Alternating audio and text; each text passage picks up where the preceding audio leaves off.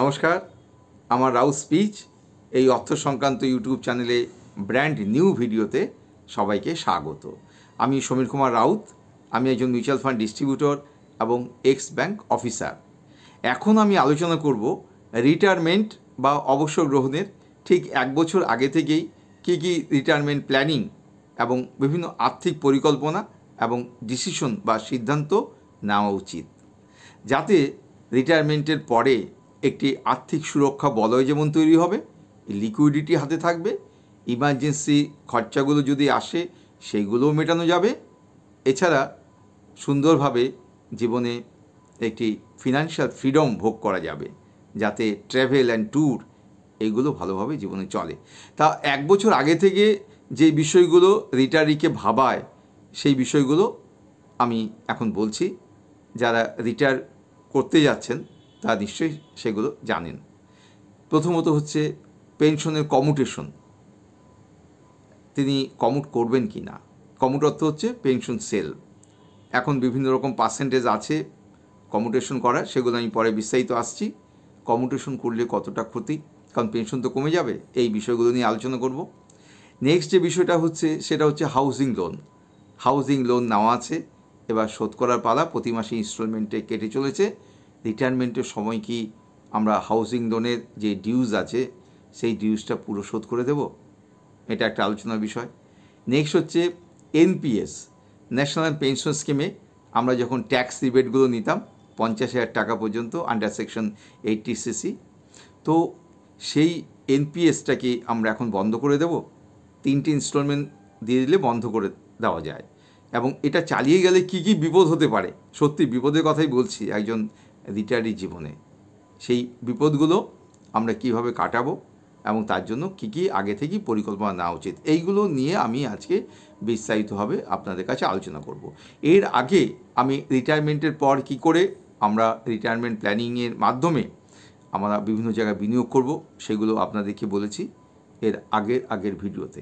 আর আগের ভিডিওতে বলেছি যে রিটায়ারমেন্টের সময় মানুষ যে ভুলচুকগুলো করে সেগুলো কি কি। যাই হোক, আপনারা এখনও পর্যন্ত এই চ্যানেলে আমার 134টি অর্থ সংক্রান্ত ভিডিও দেখেছেন। আমার এই চ্যানেলে যদি আপনারা কেউ নতুন এসে থাকেন বা এখনও পর্যন্ত যদি আমার চ্যানেলটিকে সাবস্ক্রাইব না করে থাকেন, আমি সকলের কাছে বিনীত অনুরোধ করব যে আমাকে উৎসাহ দেওয়ার জন্য আমার এই চ্যানেলটিকে আপনারা সাবস্ক্রাইব করে দিন, পাশে রাখা বেল আইকনটি বাজিয়ে দিলেই হলো। আপনারা শুনতে থাকুন রিটায়ারমেন্টের ঠিক 1 বছর আগে থেকে কি কি পরিকল্পনা নেওয়া উচিত, যাতে ভবিষ্যৎ জীবনের আর্থিক সুরক্ষা বলয় এবং লিকুইডিটি এটা থাকবেই। প্রথমত, যারা হাউজিং লোন নিয়েছেন, রিটায়ারমেন্টের অনেক আগে থেকেই তাদের হিসেব কষতে হবে যে রিটায়ারমেন্টের সময় তাদের হাউজিং লোনটি পুরোপুরি শোধ হয়ে যায় কিনা। যদি হাউজিং লোনের টাকা পুরো শোধ হয়ে যায় তাহলেও কিন্তু তাকে আর ইনস্টলমেন্ট দিতে হচ্ছে না। ফলে রিটায়ারমেন্টের পরে পেনশন এবং বিভিন্ন বিনিয়োগের জায়গাগুলো থেকে যে রিটার্ন এবং ইন্টারেস্ট আসবে তার সঙ্গে এই ইনস্টলমেন্ট না দেওয়ার কারণে তার লিকুইডিটি বৃদ্ধি পাবে। কিন্তু যদি হাউজিং লোন চালিয়ে নেন কোনো রিটায়ারি, তাহলে কিন্তু সেই ক্ষেত্রে তার ইনস্টলমেন্ট কিন্তু দিতে হবে এবং পেনশন বা অন্যান্য জায়গাগুলো থেকে যে ইনকাম হচ্ছে, যে লিকুইডিটি আসছে, সেই ক্ষেত্রে কিন্তু তার অনেকটাই লিকুইডিটি কমে যাবে। বর্তমান নিয়মে 70 বছর পর্যন্ত হাউজিং লোন চালিয়ে নেওয়া যায়। অনেকে বিভিন্ন আর্থিক অসুবিধার কারণে বা ইনস্টলমেন্টে হয়তো দেখা যাচ্ছে তখনও প্রিন্সিপাল ভ্যালু কাটছে, তার জন্য তারা চালিয়ে নিয়ে যান। কিন্তু দেখুন, এখন ইনকাম ট্যাক্স রিবেটের ক্ষেত্রে যে বড়সড় ছাড় পাওয়া যাচ্ছে নিউ রিজমের ক্ষেত্রে, তাতে কিন্তু হাউজিং লোনের ক্ষেত্রে কোনো ছাড় নেই। ফলে এই সুবিধাটা কিন্তু এখন তারা আর পাবেন না। এটা কিন্তু প্রত্যেকের মাথায় রাখতে হবে যে হাউজিং লোনটাকে যদি আগেই শোধ করে দেওয়া যায় রিটায়ারমেন্টের সময়, তাহলে কিন্তু এটা লিকুইডিটি ভোগ করা যায়। না হলে এই চাপটা কিন্তু নিতেই হবে যতদিন আপনি হাউজিং লোনটা শোধ না করেন, এবং ইনকাম ট্যাক্স রিবেটের আর কোনো গল্প নেই। কেন? কারণ প্রিন্সিপাল যদি শোধ হয়ে যায়, আপনি কিন্তু ইনস্টলমেন্ট কাটাচ্ছেন, কিন্তু হাউজিং লোনের ইন্টারেস্টের উপর কিন্তু কখনোই ছাড় পাওয়া যায় না।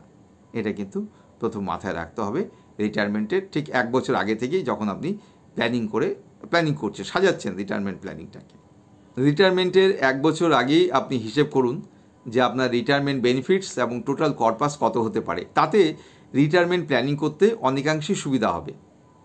যে ফান্ডগুলো আপনি মোটামুটি রিটায়ারমেন্টের সময় পাবেন সেগুলো হলো লিভ এনকেশমেন্ট, গ্র্যাচুইটি, কমিউটেশন মানে কমিউটেড ভ্যালু যদি পেনশন কেউ সেল করেন, আরেকটি হচ্ছে প্রভিডেন্ট ফান্ড। এক্ষেত্রে কম্পালসারি কন্ট্রিবিউশন রয়েছে এবং ভলেন্টারি কন্ট্রিবিউশন রয়েছে। জেনারেলি যে কম্পালসারি কন্ট্রিবিউশন সেটাই বেশি হয়, অনেকে ভলেন্টারি কন্ট্রিবিউশনও করে থাকেন। আর রইল পেনশন। এখন দেখা যাচ্ছে অনেকেই চিন্তাভাবনা করছেন যে তারা পেনশন কমিউট করবেন কি না, মানে পেনশন সেল করবেন কি না। পেনশন কমিউট করলে বর্তমান নিয়মে সেন্ট্রাল গভর্নমেন্ট এবং স্টেট গভর্নমেন্টের 40% এক্ষেত্রে কিন্তু কমিউট করা যায়, এবং মিলিটারি ফোর্সেসের ক্ষেত্রে আমি দেখেছি সেক্ষেত্রে 60%-এর ওপর কিন্তু কমিউট করা যায়।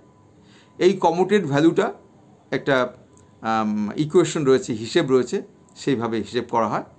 মোটামুটি ধরুন এইভাবে হিসেবটা আসছে যে আপনার বেসিক পেনশন ইন্টু 12 ইন্টু 8.91, এই 8.91 যে ফ্যাক্টর আছে সেটা অনেক সময় বিভিন্ন কোম্পানির ক্ষেত্রে এটা কিন্তু আলাদা হয়ে যায়। যাই হোক, একটি বড় অঙ্কের টাকাই তো পাওয়া যায় যদি কমিউট করা যায়, এবং এই কমিউটেশন অ্যামাউন্টটা কিন্তু 15 বছর বাদে বর্তমান নিয়মে কিন্তু এটা রেস্টোর হয়ে যায়, ফেরত পাওয়া যায়। এবং বিভিন্ন সেন্ট্রাল গভর্নমেন্ট ছাড়াও দেখা যাচ্ছে যে বিভিন্ন স্টেট গভর্নমেন্টের ক্ষেত্রেও কিন্তু এখন আলোচনা চলছে যে এটাকে আর একটু কমানো যায় কি না। মানে অনেক ক্ষেত্রেই স্টেট গভর্নমেন্টগুলোর ক্ষেত্রে আমি দেখতে পাচ্ছি যে 12 বছর বাদেই হয়তো সেই ক্ষেত্রে রেস্টোর হয়ে গেছে কমিউটেশন টাকা।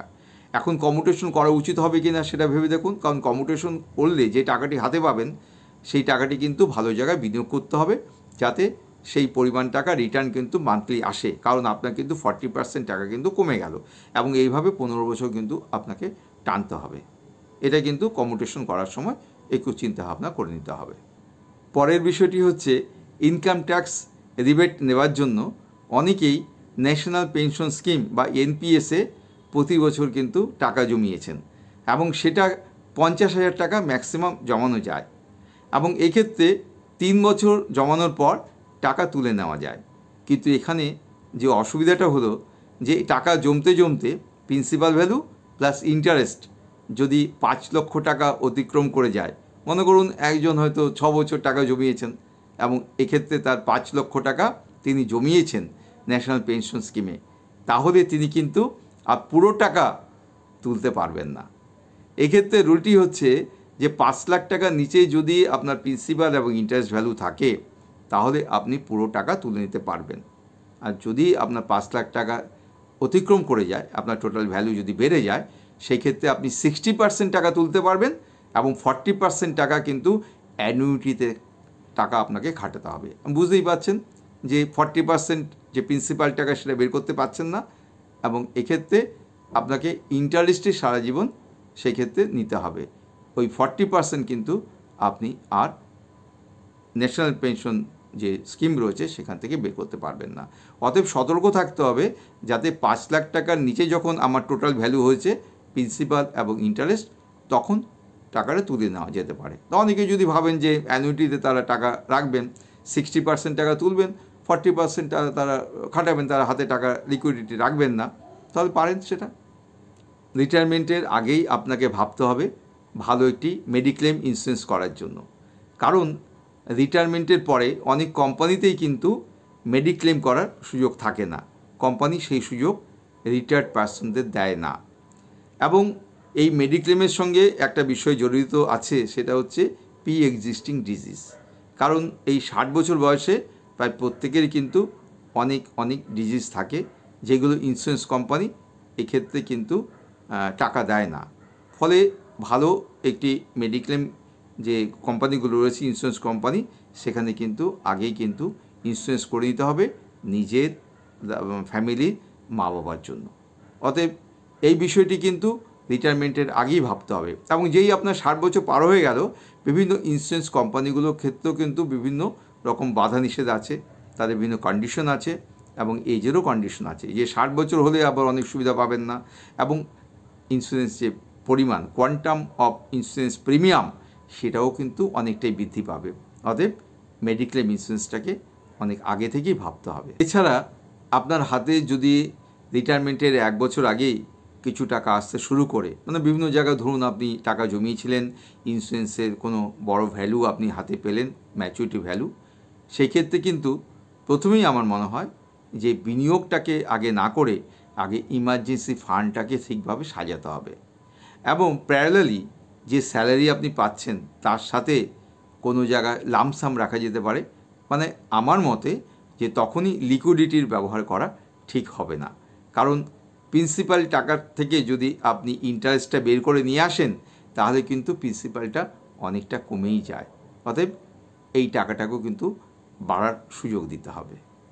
রিটায়ারমেন্টের 1-2 বছর আগে থেকে আমরা রিটায়ারমেন্ট প্ল্যানিং কীভাবে করতে পারি, এবং এক্ষেত্রে আমি বিস্তারিতভাবে একজন রিটায়ারি পার্সনের যে অসুবিধাগুলো রয়েছে, যেমন এনপিএসে তিনি টাকা রেখেছেন ইনকাম ট্যাক্স রিবেট নেওয়ার জন্য, হাউজিং লোন তো প্রত্যেকেরই থাকে, সেক্ষেত্রে অসুখ বিসুখের জন্য তিনি সুবিধা পেয়েছেন, বিভিন্ন ডিজিজের জন্য অফিস থেকে বিনা পয়সায় ট্রিটমেন্ট পেয়েছেন, এইগুলো কিন্তু আর থাকছে না এবং নানান অসুবিধার মধ্য দিয়ে যেতে হবে। যদি হাউজিং লোন থাকে তাহলেও নানান অসুবিধে, এবং সেক্ষেত্রে না থাকলে লিকুইডিটি পাওয়া যাবে। এগুলো আমি বিস্তারিতভাবে বলেছি, এবং এক্ষেত্রে আমি রিপিটেশন করব না। আপনারা আমার এই ভিডিওটি আবার দেখে নিন আমি কি বলতে চেয়েছি, যে রিটায়ারমেন্ট প্ল্যানিং কিভাবে করতে হবে রিটায়ারমেন্টের 1 বছর আগে থেকেই। আমার এই ভিডিওটি যদি ভালো লেগে থাকে তাহলে আপনারা এই ভিডিওকে লাইক করুন, এবং আমার এই চ্যানেলে যদি সাবস্ক্রাইব এখনও পর্যন্ত না করে থাকেন আমাকে উৎসাহ দেওয়ার জন্য আমার এই চ্যানেলটিকে সাবস্ক্রাইব করুন, পাশে রাখা বেল আইকনটি বাজিয়ে দিন। এছাড়া রিটায়ারমেন্ট সংক্রান্ত আমাদের কি ভুলচুকু হয় রিটায়ারমেন্টের সময়, এছাড়া পরবর্তীকালে কীভাবে বিনিয়োগটাকে সাজাতে পারি আমরা, সেগুলো নিয়ে বিস্তারিতভাবে বলেছি। আপনারা আমার চ্যানেলে অন্যান্য ভিডিওগুলো দেখে নেবেন। আপনারা ভালো থাকুন, সুস্থ থাকুন। আমি 2-1 দিনের মধ্যে আরেকটি নতুন প্রিমিয়াম ভিডিও নিয়ে আপনাদের কাছে উপস্থিত হব।